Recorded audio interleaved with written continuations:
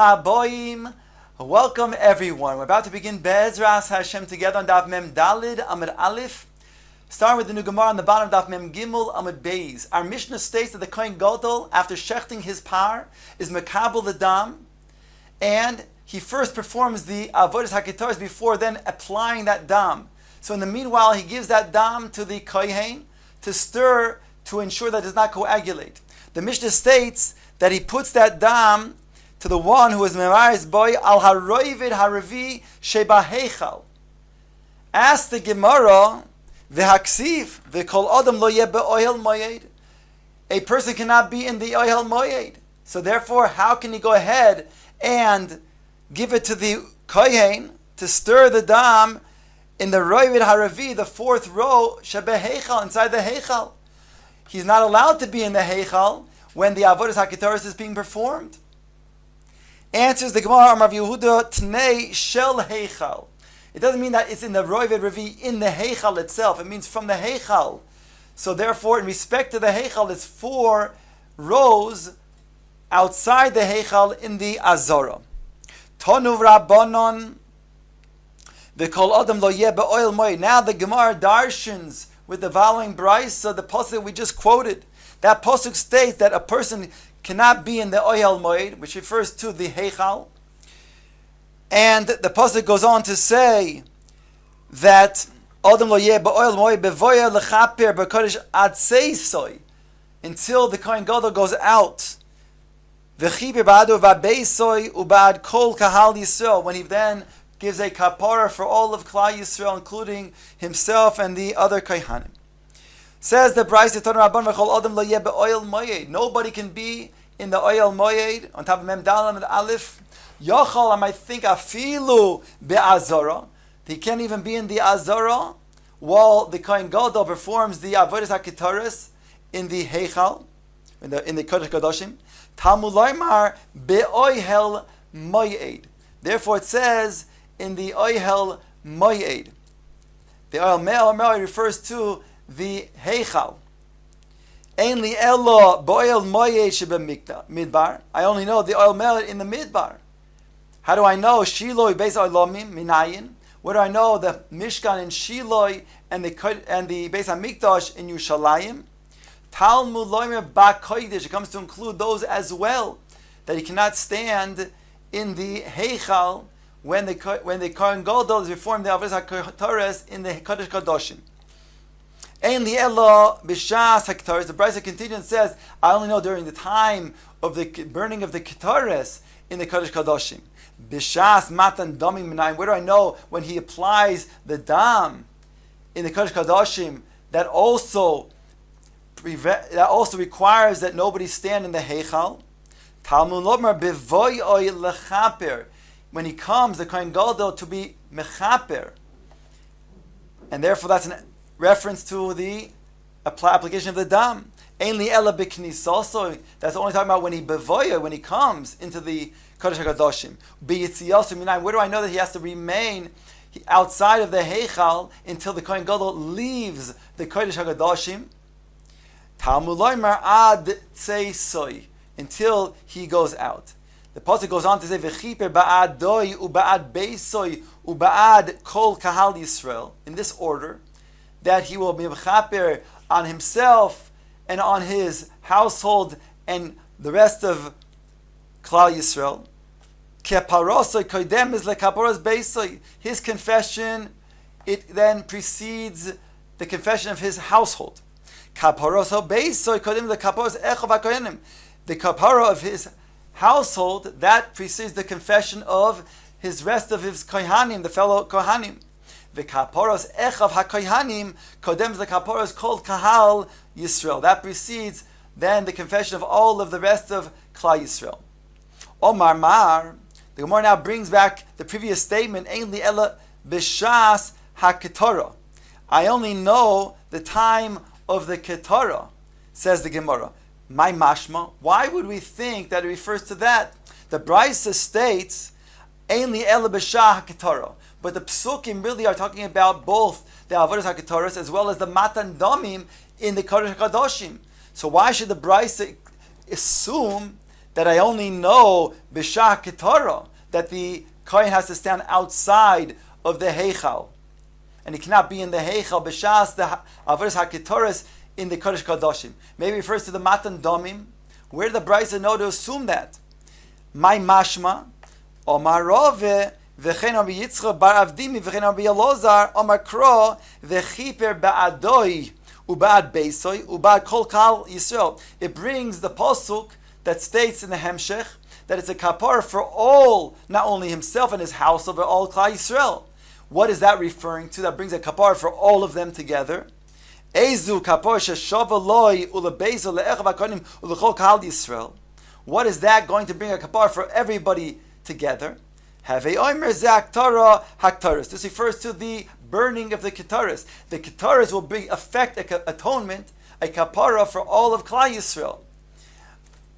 Whereas the matan domim, like Rashi points out, that refers to then different types of korbanos. Zakt Rashi in the third line, have a omer zu haktaras ktaras. The ilu matan domim, it refers to the placement, the application of the dam, ein shove b'kol, that's not equal to everybody together. Sha'apar mechaper al lo v'al kohanim. The par is mechaper on the kohen, gadol, and the rest of the kohanim. V'hasor al Yisrael. So therefore, the only that's mechaper altogether, as it says in the pasuk, v'chiper ba'adoi u'ba'ad beis v'ba'ad kol kal Yisrael, that refers to the ketaris, the haktaras haktaras. Ask the Gemara, v'ketaris b'mechaperes, is the ketaris mechaperes? Does it bring a kapara? The Gemara says, in the Hotani, we have a precedent. Rabbi Chanina says, "Laman lektaris shemechaperes." Shenemar says, "Vayitein es haktaris vayichaper alaom." In regard to the aftermath of Korach and his rebellion, so the people, they complained and they said lashon hara about Moshe and Aaron, and they said that they are killing the people. After all, these people are dying because of Moshe and Aaron. The pasuk states, "Atem hamitem es am Hashem." So that was lashon hara against Moshe and Aaron, whereby HaKadosh Baruch Hu brought a plague. In order to stop the plague, Moshe instructs Aaron to bring the ketaras throughout the camp, and then the plague stopped. So the pasuk that we just brought is a reference to the haktaras of the ketaras that brings a kapara for the am. V'tan de Rabbi Yishmael al maktaras mechaperes. On what does ketaras bring a kapara atone for? Al lashon hara. On lashon hara, as we see over there in the rebellion of Korach. Yavo davar shebechashai v'yechaper al ma'isa chashai. Let something that is chashai, namely the ketaras, which is burned inside, and let that bring a kapara on lashon hara, which is generally stated bechashoy, in privacy. Tnan Hasam. The Gemara now brings a Mishnah. It says the following. Until now we've been speaking about where the Kohen cannot be present in the Heichal when the Kohen Gadol, he is maktir the Ketares and mimatin the Damim in the Kodesh Kadoshim. But now the Mishnah adds to also the area that we know when it comes to the Azara, which the Mizbeach is inside of. It's inside the Azara. To the west of the Mizbeach is the Ulam, which is then followed by the Heichal. So there's an area between the Mizbeach and the Ulam, which the Mishnah talks about now. Parshin mi bein ha'ulam uli Mizbeach b'shas haktara.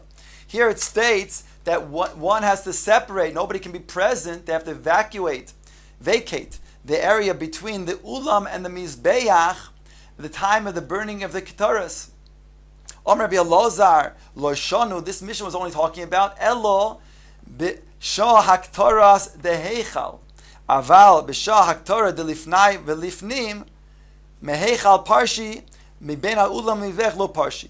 Rabbi Elozar says that which it states in the Mishnah that one has to vacate the area between the ulam and the mizbeach.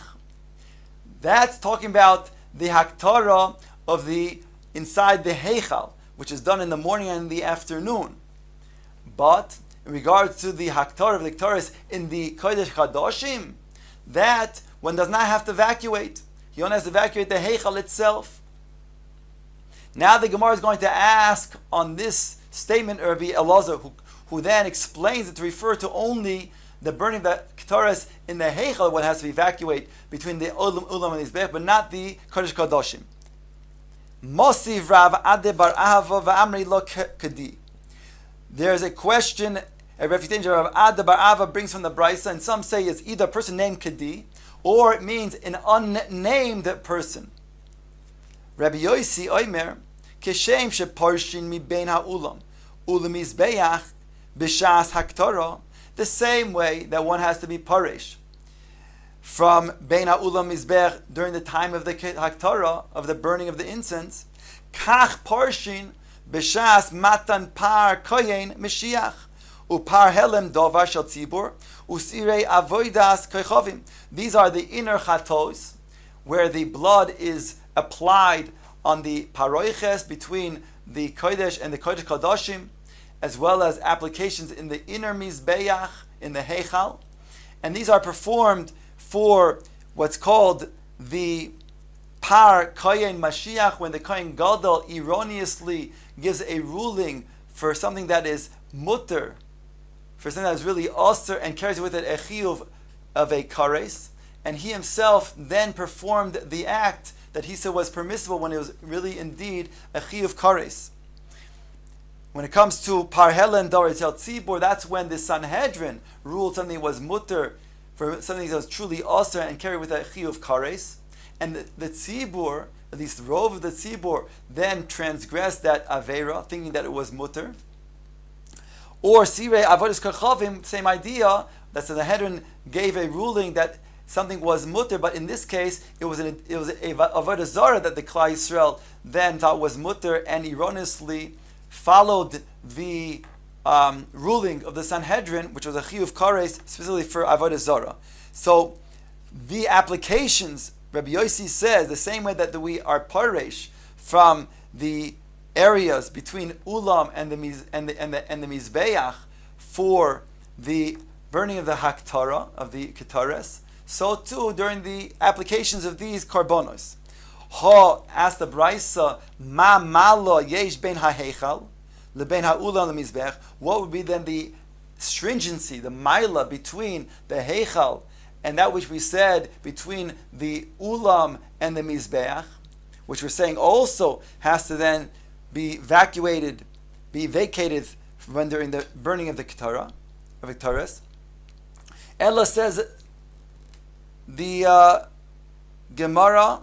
Says the Brisa, Ela shebeheichal portion ben b'shas haktara uben shelo b'shas haktara, that in the heichal they are portion both during the time of the burning of the incense and also when they're not burning the incense. The Gemara understands this to mean during the matan domim.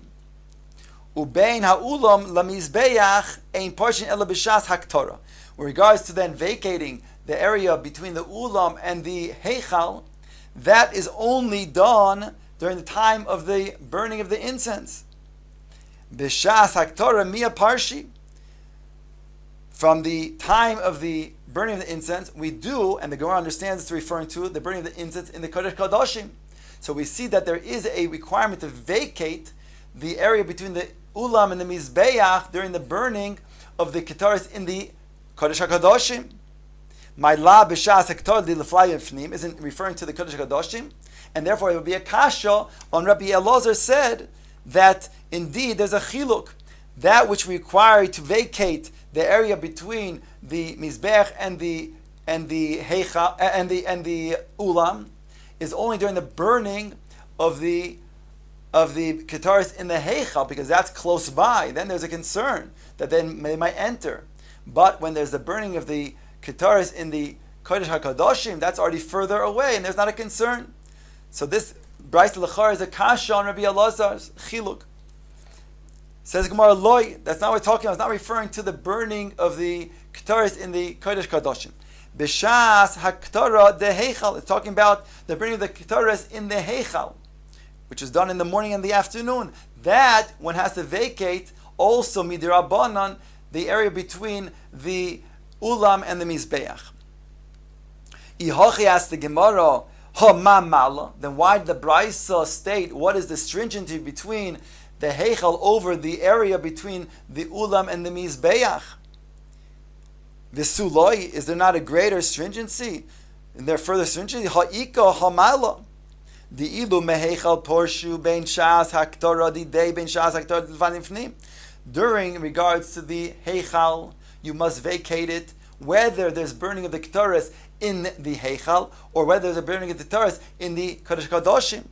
The ilu mi ben ha'ulam la mizbech la parshi. Whereas in regards to between the ulam and the mizbeach, that you don't have to vacate during the burning of the ketores in the kodesh kadoshim. Ella b'shas haktor de heichal, only in the burning the ketores in the heichal. So that would be clearly a different stringency that the heichal has over the area between the ulam and the mizbeach. So why didn't the Brisa state that? So the Gemara accepts this and now explains. You have to read the Brisa slightly different than we did before.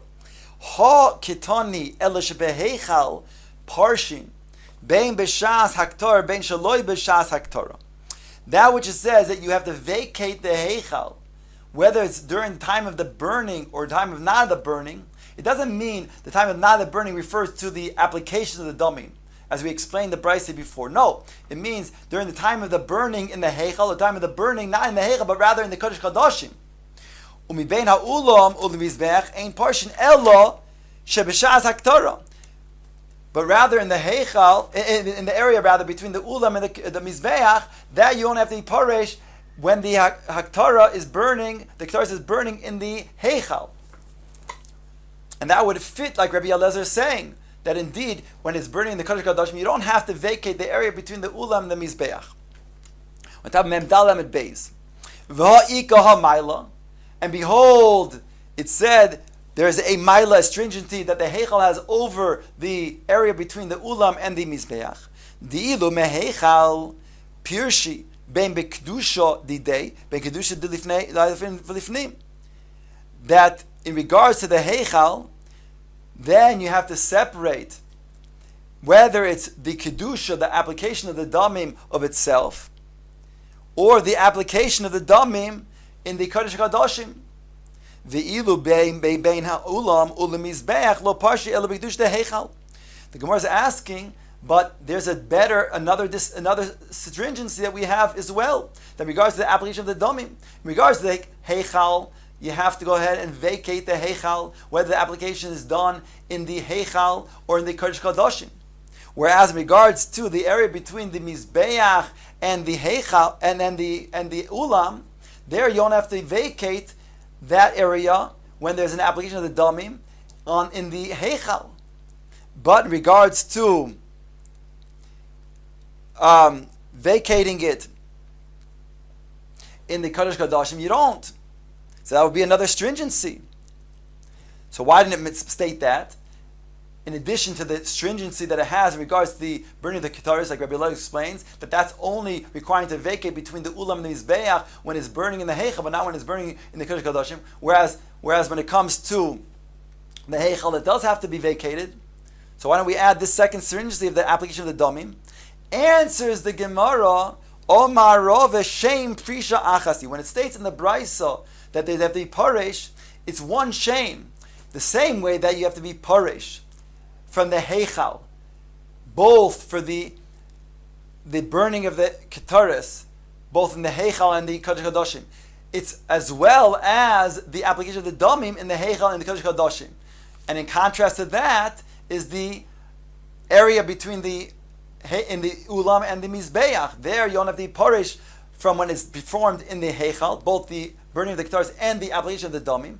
Whereas if they were done in the kodesh kadoshim, both the ketaris and the application of the damim, that you do not have to then vacate. And therefore, when it states you have to vacate in one, it refers to both places. It's sheim prisha achas he for both things.